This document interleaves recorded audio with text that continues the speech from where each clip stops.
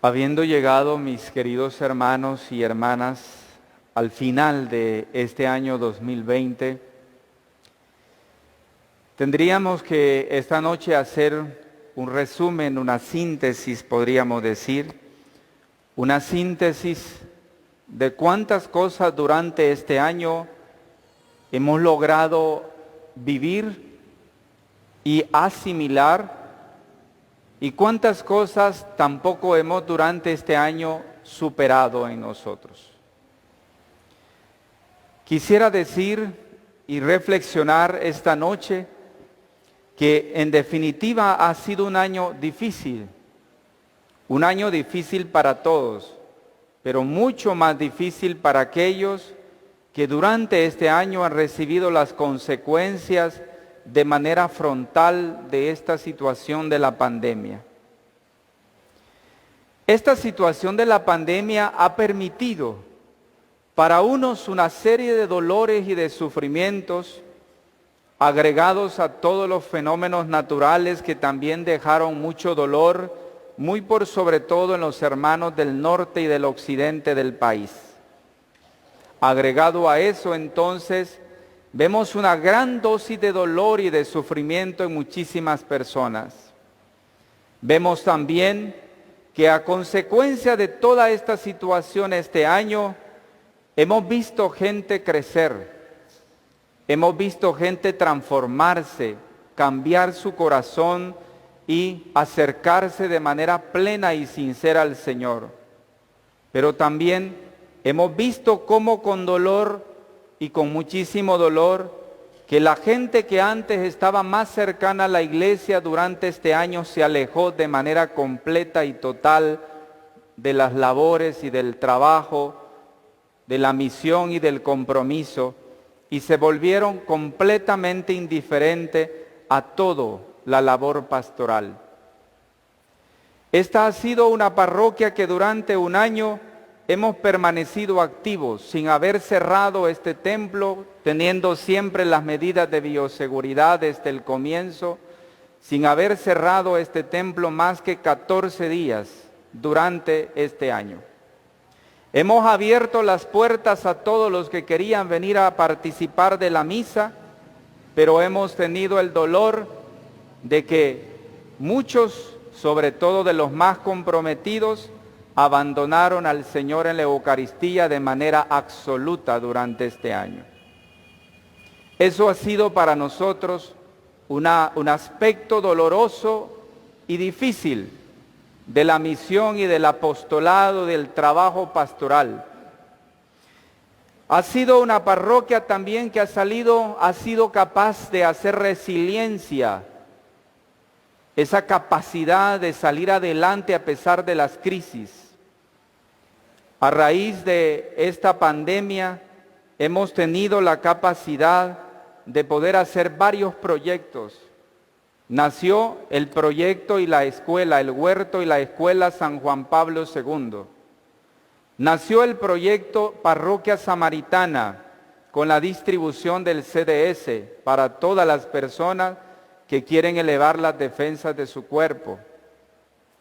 Nació también de manera muy alta y fuerte el proyecto Parroquia Virtual Conéctate a Jesús, Él te escucha, que ha dado un fruto extraordinario en el trabajo y en la experiencia de la parroquia virtual y de la evangelización a través de las redes sociales. Eso ha sido resultado de una resiliencia, a pesar de la crisis, haber sido capaz de salir adelante. Eso significa que el año ha dejado momentos esperanzadores, momentos de luces hacia el futuro, pero también nos ha dejado el dolor, el sufrimiento en muchísimos hermanos nuestros y también la preocupación de cómo muchos hermanos nuestros abandonaron a Dios durante este año casi de manera absoluta. Nos ha provocado eso un tremendo dolor y una gran decepción que lógicamente se conjuga con la virtud de la esperanza, que es la que nos levanta y nos abre el horizonte a pesar de las dificultades. Hoy hemos escuchado un pasaje en el Evangelio de San Juan, el capítulo 1 del Evangelio de San Juan, los primeros 18 versículos. Tal vez es el texto más denso de los evangelios, particularmente del Evangelio de San Juan, que no coincide con el resto de los otros 3 evangelios, llamados los otros 3 sinópticos. Este es un poema profundamente teológico y cristológico, y vale la pena reflexionar algunos elementos que nos pueden ayudar cuando el año termina y se avisora y estamos a la puerta del año nuevo. ¿Cuál es mi posición frente a Dios y cuál es mi actitud frente a aquel que me ha creado? ¿Cuál es el verbo que hay que conjugar? Me hice esa pregunta. ¿Cuál es el verbo que hay que conjugar? Al principio era el verbo y el verbo era Dios, dice el Evangelio de San Juan. ¿Cuál es el verbo que hay que conjugar? El verbo se hizo carne y puso su morada entre nosotros, dice San Juan. En el principio existía el verbo. ¿Cuál verbo? ¿Cómo conjugamos este verbo? Pues si lo dijo en un diálogo un maestro y un alumno, le dijo el maestro al alumno que el verbo era la parte más importante de la oración, pero el alumno le dijo: profesor, algo no encaja. ¿Qué tiene que ver el verbo Jesucristo con la palabra más importante de la oración? No la logro conjugar, dijo el niño. ¿Eso es un verbo?, preguntó el niño. Sí, ya entendí. Lo que no sé es qué tiene que ver el niño Jesús con el verbo, preguntó el niño a su maestro. Jesús nos trajo al verbo más bonito de todos, respondió el profesor. El más importante de todos, el que hay que untarlo, dijo, a todo lo que hagamos. El verbo amar, le dijo el profesor al alumno. El alumno había allí comprendido un poco más. El verbo, el principio era la palabra y la palabra era Dios. El verbo era Dios. Había empezado a entenderse cómo el término verbo que hoy nos regala el Evangelio de San Juan. Si lo pudiéramos traducir del griego, vendría a decirse logos, que en definitiva se puede traducir como una voz sonora, como un dabar. Eso significa que el verbo es la palabra, es el principio de algo, es el origen de algo.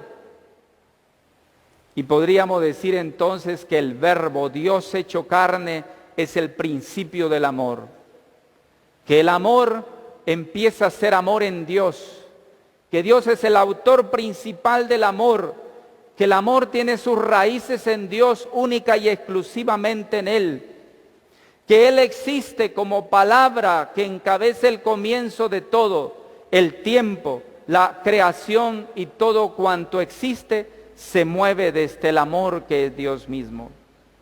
Entendemos también a la luz de este gran discurso teológico de San Juan que Dios no es una soledad, que Dios es una verdadera relación. Es como decir que el rostro de Dios que se asoma para vernos, que se aparece, que se hace uno de nosotros, es el rostro de Dios que sabe amar. Esta es la manera de decirnos que se quiere comunicar porque Él es esencialmente comunicación. Dios es palabra, Dios es amor, Dios es comunicación. No podremos comprender su ser palabra si no miramos lo concreto de Jesús, ni captamos lo que es Jesús, ni entendemos lo que es una palabra, si no somos capaces de amar y de ser amados. Ante Dios, el hombre le corresponde inclinarse. Ante Dios el hombre le corresponde ser todo. Le corresponde mirarse pequeño de este Dios, porque en definitiva Dios es absolutamente todo y el hombre es apenas una pequeña criatura del universo. Durante el año, la pandemia nos dejó claro, el virus del COVID nos ha dejado claro que yo soy apenas un pequeño punto en el universo y que un virus más o menos microscópico, incapaz de poderlo ver nosotros con los ojos, ha puesto a temblar un planeta. Eso significa que tú y yo somos apenas esto en el universo. Que todo lo grande del universo, que todo lo que somos y lo que vivimos depende absolutamente de Dios. Y nos ha dejado claro también este año, esta pandemia que aún no termina, nos ha dejado claro que sin Dios somos absolutamente indefensos, que sin Dios definitivamente nosotros podremos ser una basura sin Él, que el hombre y la mujer que se separan de Dios se vuelven inhumanos, que el hombre y la mujer que ponen a Dios en un plano diferente se vuelven inhumanos, que pierden la capacidad de amar y de ser amado, que se vuelven como animales en el universo. El hombre sin Dios es verdaderamente un animal. Es Dios quien hace que el ser humano valga lo que valga, y es Dios que hace que yo sea diferente en el universo. Sin Él somos absolutamente nada. Por eso la tarea y la responsabilidad del hombre frente a Dios es inclinarse ante Él. Es inclinarse para que Dios asuma de nosotros esa fragilidad que llevamos, pero también nosotros pongamos en Dios lo pequeño que somos, para que Dios lo engrandezca en su amor. El Evangelio aún agregó diciendo, el Verbo se hizo carne, y lógicamente carne por amor.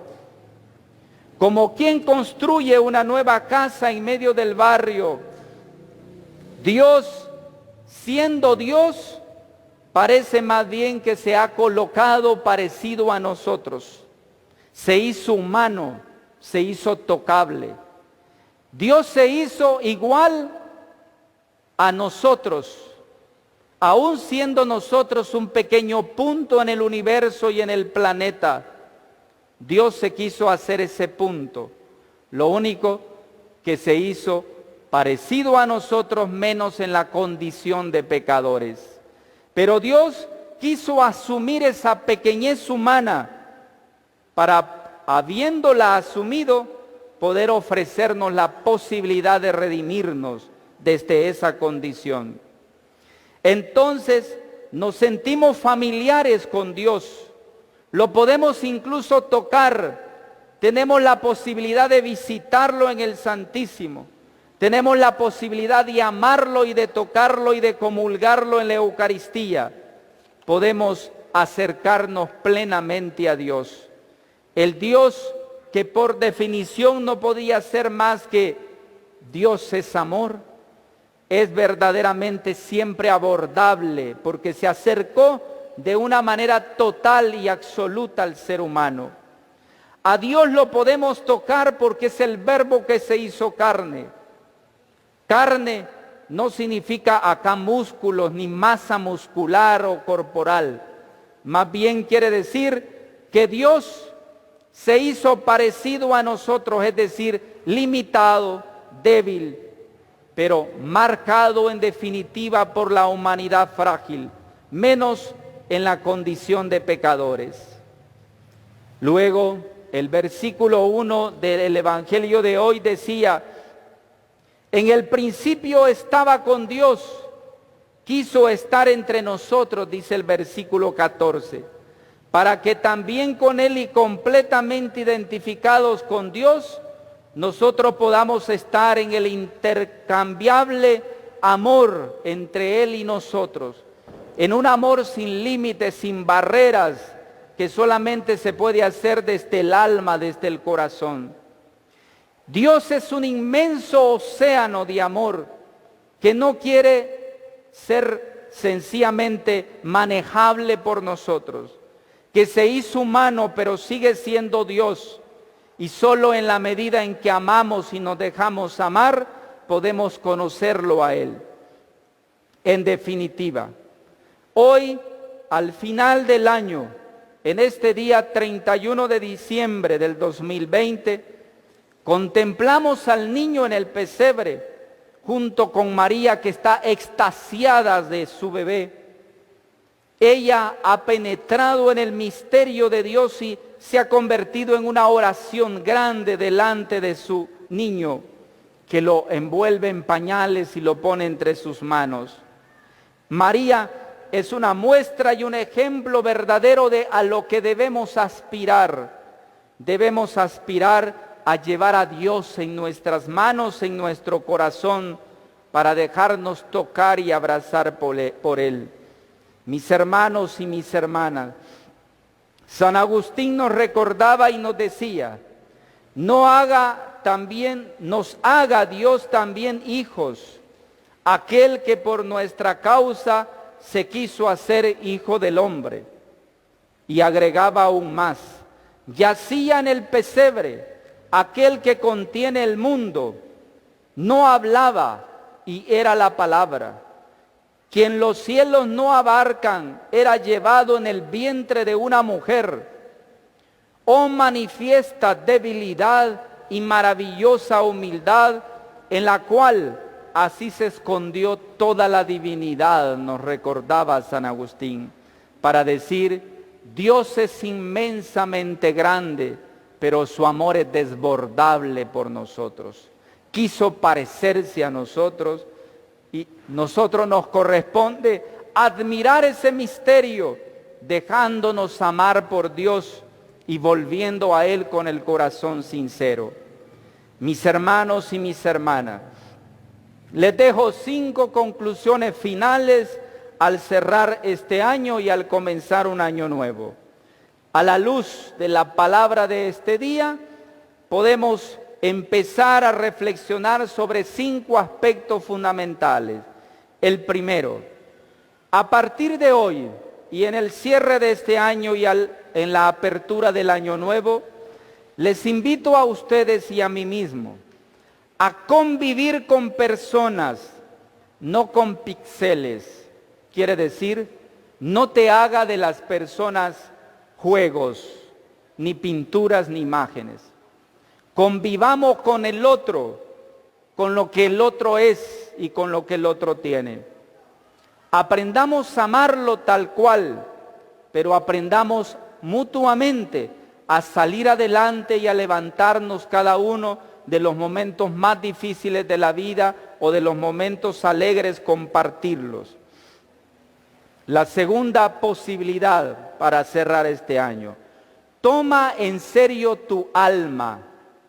No le eches tu alma al demonio. No vivas en el mundo como vive cualquiera. Preocúpate por la salvación de tu alma. Si durante este año has vivido alejado de Dios, vuélvete a Él. Si has dado un mal testimonio en tu comunidad, en tu lugar donde vives, en el trabajo y en la iglesia, este es el momento de restablecer tu buen testimonio. Te recuerdo que el alma es demasiado importante y no la podemos tirar a los perros. Compórtate tú, comportémonos todos como cristianos. Que la gente note y mire que tú amas a Cristo y crees en Él. Comportémonos como cristianos, pero respetemos lo que llevamos dentro, por lo tanto preocupémonos por nuestra alma. Si estás viviendo en unión de hecho, preocúpate este año por entrar a la iniciación cristiana de adulto para llegar al sacramento del perdón y no vivir en pecado público. Si durante este año has vivido en infidelidad conyugal, es el tiempo de renovar tu corazón y de respetar a tu esposa o a tu esposo. y volverte al Señor. Si durante este año hemos sido partidarios de la corrupción, es el tiempo de darle un revuelco a la corrupción que tanto daño ya le está haciendo a este pobre país. Por lo tanto, preocuparse por el alma quiere decir enderezar nuestros senderos. Tercera actitud, aumentemos nuestra amabilidad, quiere decir la posibilidad de la socialización. El ser humano es un ser sociable por naturaleza. Por lo tanto, salgamos de nuestras propias islas y abramos la posibilidad a otros para que puedan también encontrarse con nosotros mismos. 4. Elige a alguien para perdonar. Si durante este año has tenido enemigos o hay personas en tu familia con las que no tienen buena comunión o en la iglesia, este es el momento de reconciliarte de verdad y de corazón. No se trata de reconciliaciones paganas, de aquellas que te dicen te perdono o me arrepiento, pero luego haces lo mismo como si tal nada ha pasado. Se trata de perdonarte de manera auténtica y de perdonarnos de manera auténtica, de tal manera que no nos comportemos como cualquiera de la calle. 5. Al perdonar, no te olvides que debemos perdonarnos primeros a nosotros mismos. Nuestros errores, nuestra falta de claridad en la mente, nuestra falta de madurez, nuestra mente cerrada a una cantidad de cosas de la vida, este es el momento de vernos a nosotros mismos y perdonarnos por haber trancado el Evangelio en el camino, por haber sido nosotros piedra de tropiezo para que muchas personas no se encontraran con el Señor este año. Mis hermanos y mis hermanas. Y segundo y sexto y último, más bien, que resume todos los 5 puntos, no te olvides, Dios no es un agregado en tu vida. Dios no es un agregado, Dios es esencial en la vida de nosotros. A Dios no se le pone en el último puesto de mi vida. Dios debe de estar primero en la escala de valores siempre. El primero debe de ser Dios, el segundo debe de ser Dios y el tercero debe de ser Dios. Nada, ni tan siquiera la familia puede sustituir a Dios. La familia sigue después de Dios siempre. Primero Dios, segundo Dios, tercero Dios. Por consecuencia lógica la familia. No te olvides, Dios es absoluto y debe de ser el absoluto de nuestro corazón. Así sea.